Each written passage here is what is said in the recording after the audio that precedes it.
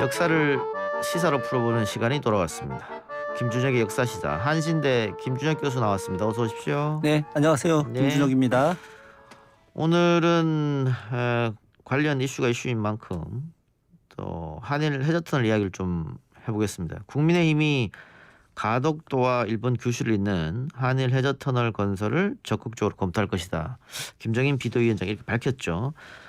이에 대해서 워낙 많은 의견 논쟁이 있습니다만은 한일 해저터널은 일본이 대륙 진출을 할 교두보가 될 것이다. 우리에게 이득될 것은 별로 없다.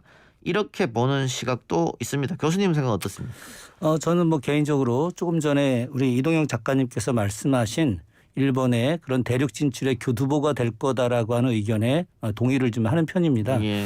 기본적으로 이제 그 한일 해저 터널이라고 하는 것이 우리의 주장보다는 아주 오랫동안 일본이 주장을 해왔던 것이고 예. 철저하게 일본의 이익에 맞는 것이기 때문에 일본이 그렇게 주장을 해왔던 것이라고 뭐 저는 당연히 생각을 하고 있고요. 특히나 이제 그 터널이 이제 만들어지게 되면 지금 부산항이 세계적인 물동량을 갖춘 이제 항구로서 역할을 좀 하고 있는데 예. 그 역할이 이제 상당히 위축될 것이다. 예. 라고 하는 이제 상당히 많은 전문가들의 의견이 있지 않습니까? 예. 저는 그 의견이 맞다고 좀 생각을 하고 있습니다. 해저터널로 물동량이 이동할 테니까 네네. 항구의 물동량이 많이 줄어들 것이다. 네, 지금 일본이 그 제기하고 있는 한일 해저 터널은 기본적으로 이런 뭐 100km에서 150km 가는 그런 그 도로 노선과 그리고 거기에 더해서 그 고속철도 이것이 같이 이어지는 것이기 때문에 그렇게 되면 이제 우리 입장에서는 상당히 어려운 형국이 되겠죠. 예. 어제 저희가 민주당 김영춘 후보와 인터뷰를 했는데 그 김영춘 후보 인터뷰를 다시 돌아보면 국민의힘 이현주 후보가 이 공약을 들고 나왔는데 거기 보면 일본이 자본금을 90%, 한국이 10%만 내면 된다.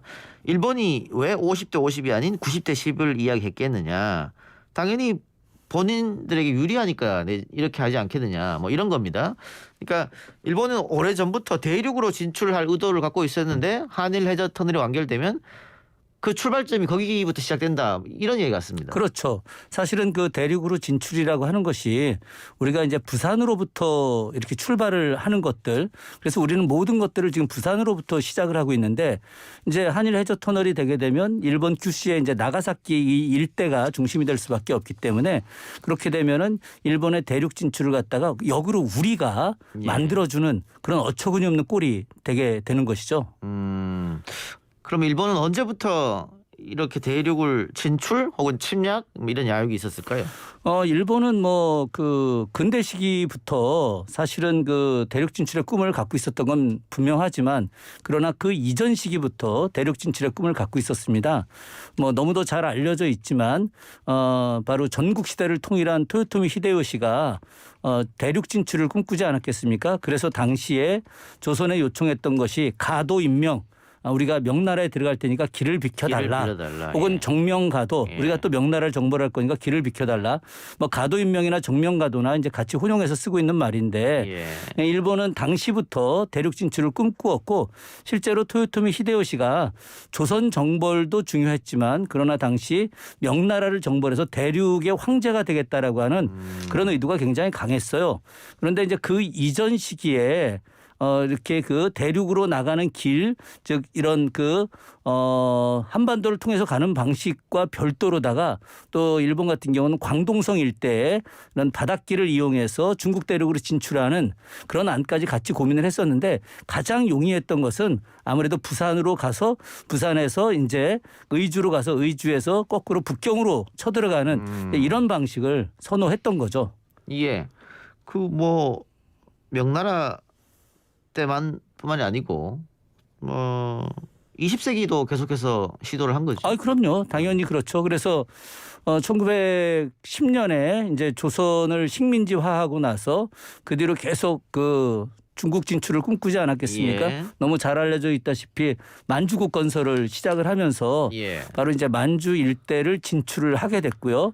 만주 일대 진출하기 이전부터 시작해서 일본 같은 경우는 끊임없이 만주 지역을 조사하고 또 이 중국 일대까지 나가는 그런 군대를 갖다가 파견하기 시작함으로써 자신들의 어떤 대륙 진출의 꿈을 좀 이루고 있었는데요. 그런 일들이 사실 일본이라고 하는 나라의 현실적 입장이 고려된 것도 분명하다고 볼 수 있는 거죠. 왜 그러냐면 일본은 아주 오랫동안 지진에 의해서 심각한 타격을 받은 나라였고 예. 그래서 일본이 그런 부분도 자기네들이 좀 극복해서 예. 새로운 땅을 건설을 해서 거기서 이제 일종의 집단 이주 같은 거 있지 않습니까? 예. 지금 뭐 아는 사람들은 알겠지만 일본이 부산 일대에 상당히 많은 땅을 이렇게 개인들이 사들이고 있거든요. 예. 그렇기 때문에 일본이 여차하면은 이제 부산 일대 상당수의 많은 사람들이 집단 이주할 가능성도 있다라고 하는 여론이 실제 부산 지역 일대에 존재하고 있습니다. 그럼 16세기부터 시도를 해서 20세기까지 계속해서 시도를 했다 이 말씀인데 네, 그렇죠. 그 지정학적 위치 말고 네. 그 타라 입구라는 게 있지 않습니까? 그렇죠. 뭐 그런 것도 이유 중에 하나입니까? 당연히 그렇죠. 네. 그러니까 일본 같은 경우가 뭐 그 일찍부터 네덜란드하고 이렇게 관계를 맺지 않았겠습니까? 예. 일본이 어찌 보면은 가장 먼저 유럽과 이렇게 소통을 하고 유럽의 발달된 문화를 받아들여 온 건 사실이죠. 그래서 일본이 아시아를 뛰어넘어서 세계로 나가겠다라고 하는 그런 이제 생각들을 많이 갖고 있었고요. 그런 과정에서 이제 거꾸로 대륙 진출론을 이제 꿈꾸게 됐던 것이고 그런 것들이 사실 그 19세기 말 이때부터 그런 철도 부설권을 갖다가 조선에서 갖는 것들 실제로 경부선 같은 경우가 미국 회사가 받았었거든요. 예. 그런데 그 경부선을 미국 회사로부터 일본이 인수를 하게 되죠. 인수를 하면서 철도 부설권을 일본이 경부선을 갖고 그리고 또 경의선을 갖고 또 우리가 이제 경인선 예. 서울에서부터 인천까지 가는 경인선. 그러니까 한반도 내에 있는 주요한 철도 노선들을 장악함으로써 그 이후에 대륙 진출의 어떤 교두보 기반 같은 것들을 마련하는 것들 이것은 바로 아시아를 넘어서 유럽까지 나가겠다라고 하는 어떤 일본의 생각들 그런 것들을 가장 많이 한 사람이 여러분 잘 아는 이토 히로부미. 예. 이토 히로부미가 그렇기 때문에 이제 그런 그 중국 국경까지 진출해서 나가게 됐던 것이죠.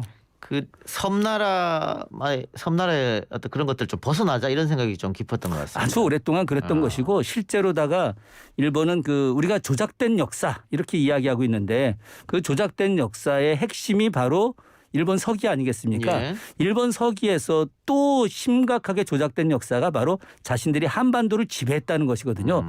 그것은 일본 섬만이 아니라 바로 한반도를 지배하고 거기에 더 나아가서 만주 일대까지 지배했다라고 하는 그런 잘못 조작된 역사를 예. 만들어냄으로써 자신들이 아주 일찍부터 대륙 진출의 어떤 일을 하고 있었다. 그런 역사가 있었다. 이런 것들을 갖다 만들어낸 것이에요. 예. 근데 지금 한일 해저 터널은 뭐 어제 오늘 있었던 이야기는 아니고요. 30년 전부터 있었는데 기술적 문제도 있고 해서 쉽지 않다가 이 도보 해협 그러니까 유로 터널이 착공되고 또 완공되고 나서 또 한번 우리도 한번 해보자 이런 얘기 있었지 않습니까? 사실은 그 한일 해저 터널을 본격적으로 제기했던 것이 1981년입니다. 예. 당시에 전두환 정권 시절이었거든요. 사실 그 전두환 정권이 엄밀히 말해서 친일 정권 아니겠습니까? 많은 도움을 받았죠. 예, 그래서 일본적으로부터. 당시에 한일 해저 터널 연구회라고 하는 조직을 만들었어요. 예. 그래서 이제 일본과 당시 우리나라의 토목 전문가들이 한일 해저 터널 연구회라고 하는 이름으로다가 이제 그 일종의 용역 보고서 같은 걸 만들어내지 않았겠습니까? 그리고 나서 이것을 조금 더 구체화한 것이 1989년입니다. 이때가 바로 이제 노태우 정부 때죠.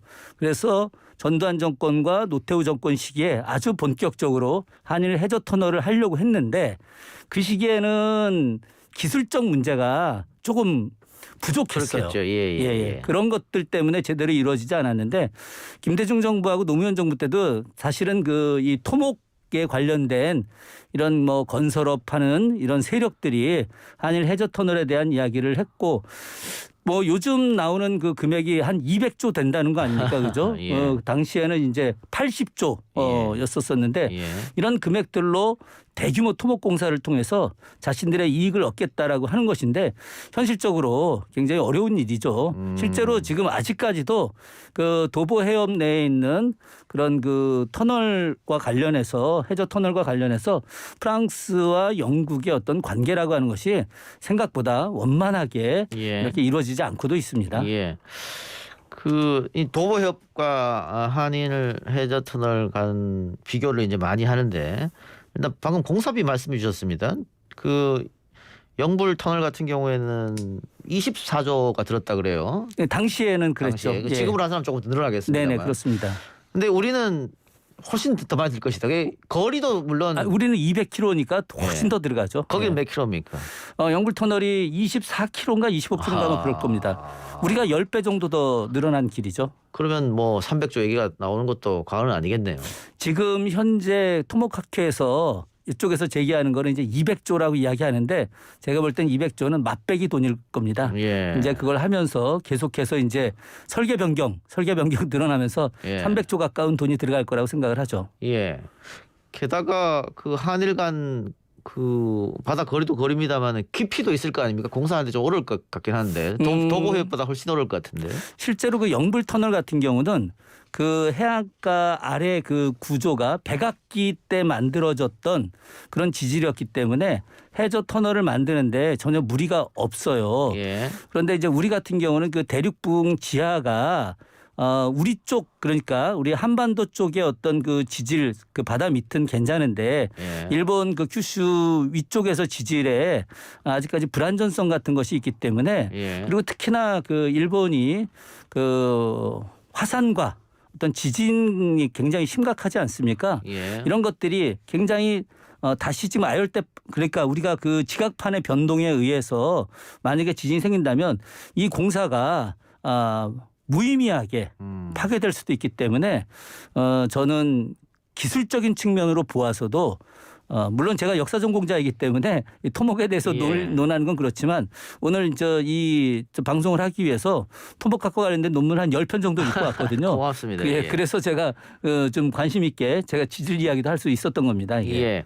그러니까 뭐 영불 터널 같은 경우에도 뭐 최근엔 코로나 때문에 거의 운행이 안 되니까 그렇죠. 경제적 효과도 그렇게 많지 않다. 건설 초기 기대했던 것보다는. 그리고 정치적 효과는 또 영국이 또 유로를 엑시트했기 때문에 그렇죠. 예. 이게 경제적이든 정치적이든 결론은 좋지 않았다. 사실 예. 영국 입장에서는 굉장히 반대하는 거고요. 제가 그 영불 터널이 가장 많이 활용되는 걸 볼 때가 언제냐면은 윈블던 테니스 경기할 때. 예. 예, 그때는 그 유럽에서 영불 터널을 이용해 갖고 윈블던 경기를 보러 가는데 그렇지 않은 경우들 같은 경우가 물론 뭐 많이 다니긴 합니다만은 예. 우리가 생각하는 것 이상으로 경제적인 측면에서 이 영불 터널이 활용되고 있지는 않다라고 하는 것들 우리가 그 점은 좀 명확하게 예. 볼 필요가 있습니다. 그렇죠. 그러니까 런던과 파리와 거리하고 서울과 도쿄는 거리 차이가 너무 나니까. 그럼요. 예. 근데 영불 터널은 런던 파리도 가능하지 않습니까? 그렇습니다. 그게? 그런 거를 좀 생각해 볼 필요도 있겠다. 그런 생각이 들고요. 그런데 그 통영 해저 터널이라고 있지 않습니까? 우리 벌써. 네네. 예. 1932년에 만들었죠. 예. 이거 일제시대 만들었네요, 그러면? 당시 일제 강점기에 그 일본에 의해서 만들어진 거죠. 당시에 이제 일본의 어떤 통영군수 야마구치가 중심이 돼 가지고 예. 당시 이제 어떻게 보면은 한일 해저 터널을 만들고 싶은 일본의 욕망이 아하. 이런 그 관광 자원을 갖다가 당시에 활용하기 위해서 만들어낸 것이다라고 할 수 있는데 저는 뭐 이것도 지금 뭐 역사 속에 명확하게 기록되어 있지는 않지만 예. 일본의 한풀이가 좀 있지 않나. 예. 사실 그 통영이라고 하는 것이 이순신 장군의 삼도 수군 통제형이 있던 곳 아니겠습니까? 예. 그래서 그 삼도 수군 통제형을 갖다가 오히려 관광 자원으로 만들어 버려요, 일본이. 그래서 어떤 이순신의 유적을 철저하게 짓밟는 그런 일들을 했고 그런 과정들이 사실 이 해저 터널을 만드는 아주 보이지 않는 밑바닥이 생각들이 형성돼 있지 않았나 그런 생각도 하고 예. 있습니다. 예. 길이는 400여 미터밖에 되지는 않네요. 실제로 그렇게 깊지는 않고요. 예. 예. 그러나 이제 당시 일본은 이 터널을 통해서 자신들의 기술력 같은 거를 세계에 보여주려고 하는 그런 의도가 있었던 거죠. 예, 알겠습니다. 뭐 해저 터널에 대한 뭐 장점도 나오고 있습니다. 뭐 관광객들이 많이 올 것이다. 뭐 이런 얘기도 있고 반대로 부산 경제는 이제 거쳐가는 곳이기 때문에 부산 경제가 더 침체할 것이다. 이런 얘기도 많이 있는데 이게 쉽게 결정되진 않을 것 같고요. 또 하나는 이게 지금 국민의힘에서 부산 시장 선거 공약으로 들고 나왔는데 이게 지자체장이 할 수 있는 일인가 과연? 아, 이거는 뭐 불가능한 일이죠. 예. 이것을 어떻게 지자체장이 하겠습니까? 이건 국가 사업이고 예. 한일 간의 핵심적인 사업이기 때문에 예. 이것은 대통령과 정부의 어떤 의지 속에서 추진돼야 될 일이죠. 만일 하게 되면은 정권 차원에서 해야 된다. 네, 예. 그렇습니다.